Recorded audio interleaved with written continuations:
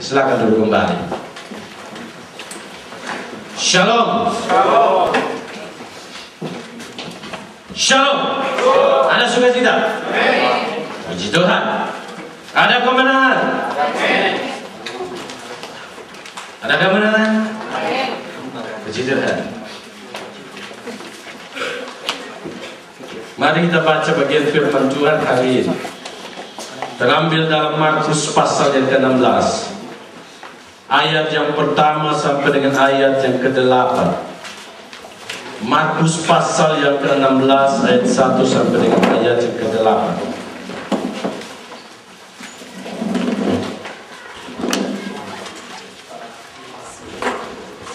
Kita akan baca berganti-gantian. Saya akan baca ayat yang ganjil.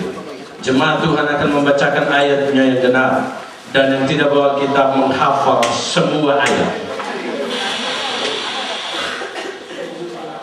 Yang hanya yang tidak bawa kitab tertawa.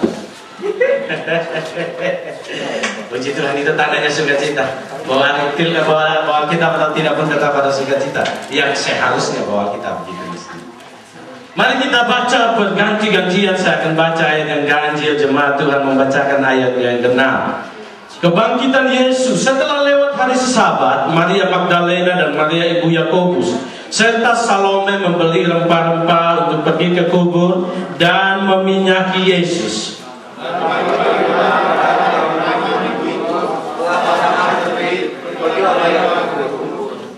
Mereka berkata seorang kepada yang lain, siapa yang akan menggulingkan batu itu bagi kita dari pintu kubur?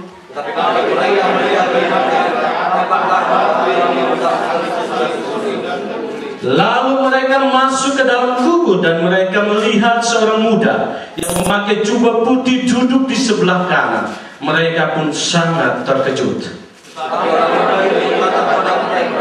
Jangan takut.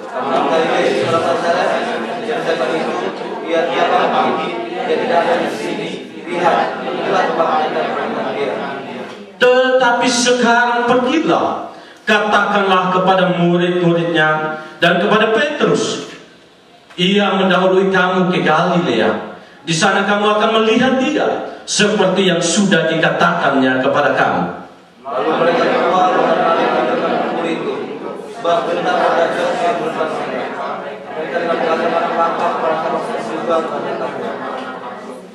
sama-sama. Dengan singkat mereka sampaikan semua pesan itu kepada Petrus dan teman-temannya. Sesudah itu Yesus sendiri dengan perantaraan murid-muridnya memberitakan dari timur ke barat berita yang kudus dan tak terbinasakan tentang keselamatan yang kekal itu. Dalam buku tulisan Ravi Zacharias dengan judul Jesus Among Other Gods, Yesus di antara dewa-dewa atau Allah-Allah lain. Dalam halaman tertentu, di situ sebuah pertanyaan muncul, dan itu diarahkan kepada seorang pemimpin talk show terkenal di dunia, yaitu bernama Larry King. Seseorang bertanya kepada Larry King, jikalau diberikan kesempatan satu kali saja untuk kamu mewawancarai seseorang yang ada atau pernah ada dalam sejarah manusia, maka siapakah yang akan kamu wawancarai? Kemudian Larry King mengatakan bahwa yang saya wawancarai adalah seorang pribadi yang memiliki keunikan, yaitu yang namanya Jesus Christ. Yesus Kristus. Orang itu bingung. Maka bingung. Kenapa kamu harus wawancara Yesus Kristus? Dia bilang begini, Yesus Kristus memiliki keunikan yang tidak ada pada tokoh yang lain. Dia memberikan hanya 3 keunikan. Keunikan yang pertama adalah Yesus masuk dalam sejarah manusia. Dia mengisi rahim yang kosong, diisi oleh Yesus. Dan rahim yang kosong ini diisi tanpa hubungan biologis. Dalam pengertian, seorang manusia dalam kondisi perawan, tapi dalam kandungannya diisi oleh Yesus. Dia bilang, saya akan mewawancarai dia. Kenapa hal itu bisa terjadi? Dan bagaimana perasaanmu dalam kondisi seperti ini? Dan yang kedua, yang dia lihat keunikan adalah salib adalah sebuah penghinaan. Salib adalah sebuah penghujatan. Salib adalah sebuah kegagalan. Tetapi kenapa kau memilih salib sebagai tempatmu? Dan kau mengklaim bahwa salib adalah sebuah kemenangan bagimu. Dan yang ketiga, kalau tadinya rahim yang kosong berisi, maka selanjutnya kubur yang terisi itu kosong.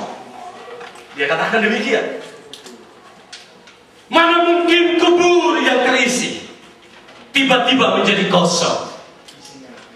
Dan dia katakan, Larry King mengatakan, kalau dia punya kesempatan, dia akan tanya siapa sebenarnya pribadi Yesus Kristus, sehingga kubur yang terisi bisa menjadi kosong. Saudaraku, ada sekelompok anak, mereka menonton film tentang penderitaan Kristus. Ketika sampai ke Yesus dicambuk, Yesus dibawa ke Hanas, ke Kayafas, kepada Pilatus, kepada Herodes, kemudian dicambuk dan dia mengikuti perjalanan Via Dolorosa, jalan kesengsaraan menuju ke Bukit Golgota. Di situ Yesus tidak membalas apa-apa. Kemudian ada seorang anak yang katakan begini, bodoh sekali orang itu. Kenapa dia tidak membalas? Balas saja. Kenapa dia harus menderita? Kenapa dia membiarkan tubuhnya disiksa? Kalau saya ganti dia, saya akan balas, katanya begitu. Kenapa dia harus mati? Kenapa dia relakan dirinya harus mati? Kemudian ada seorang anak di samping dan bilang begini, gak usah kau tegang. Gak usah kau tegang. Sudah ku tahu lah itu film. Katanya begitu. Dia begitu, tapi nanti dia hidup lagi, katanya. Tak tahu kau ini? Dia bilang begitu. Hidup lagi dia. Kalau kamu nggak percaya, ikuti saja sampai habis. Nah, ketika dia hidup, mereka bersorak. Ternyata dia lebih hebat daripada Spider-Man. Ternyata dia lebih hebat dari Goonja. Ternyata dia lebih hebat daripada Tsubasa. Di film di Indonesia itu kan Tsubasa pemain bola kaki yang hebat begitu ya. Di sini ternyata sudah basah nggak ada di sini. Begitu ya. Kemudian mereka berteriak luar biasa. Ini jawaban saya. Ini hebatnya saya. Kayak ini tokoh hebat saya. Dan sebenarnya itulah kalimat Paskah. Dia luar biasa. Dia menang. Dia tidak mati. Dan sebenarnya Paskah adalah sebuah berita kemenangan. Paskah adalah sebuah berita sukacita. Paskah adalah sebuah berita yang sangat membahagiakan kita. Maka pekik Paskah itu sama dengan pekik kemerdekaan 17 Agustus. Betul. Tapi herannya, 17 Agustus membuat kita bergelora luar biasa. Tetapi kadang Paskah membuat kita kadang tidak percaya. Nah, saudaraku, apakah pekik seperti anak-anak itu berteriak, hore dia hidup, hore dia bangkit, hore dia hebat? Apakah berita Paskah itu pun disambut oleh kita? Dan hanya kita, apakah disambut juga pada peristiwa